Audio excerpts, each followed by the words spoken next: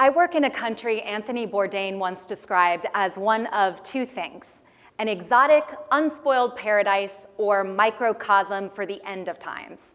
It's Madagascar, an island nation whose forests are rich with wildlife found nowhere else on Earth, but where environmental destruction and the overuse of natural resources are used to define the country just as much. In many ways, we're led to believe Madagascar is hell-bent on destroying itself, that the only resolution is to restrict people's access to what little forest is left. But when this forest provides the literal roof over its residents' heads, is that a fair ask? I and my research say no.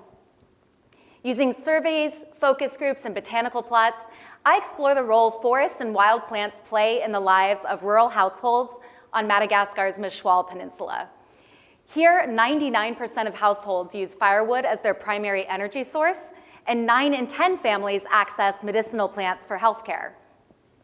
Plants fill a number of other roles too, from providing materials used to build homes and boats to feeding that lovely local wildlife.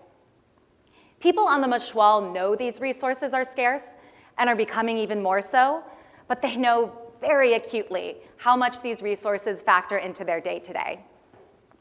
Knowing which services require specific plants and which more general helps us to pinpoint what local services are most vulnerable to forest loss. As an example, it's becoming increasingly difficult to find the bark needed to make this beer. It's a beverage that's culturally important. Imagine walking up to 20 hours into the forest for a good drink, like local brewers do now. What about something a little bit more fundamental, like the timber and thatch used to build these homes? These come from the forest too. And while wealthy families often choose to buy rather than collect these materials, others buying might be doing so because they have no other option. Female-only households are 9 times more likely to purchase thatch, likely reflecting cultural norms that effectively cut off women's access to the forest.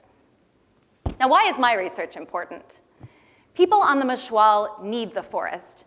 My research shows that access to its resources and to alternatives must be improved and made gender equitable for any policy actions to be successful. People living in these exotic paradises worldwide are often vilified for using the forest to survive. But the lives of local people tell a different story. Let's listen, form a richer understanding, and help their ideas for a sustainable future to grow. Thank you.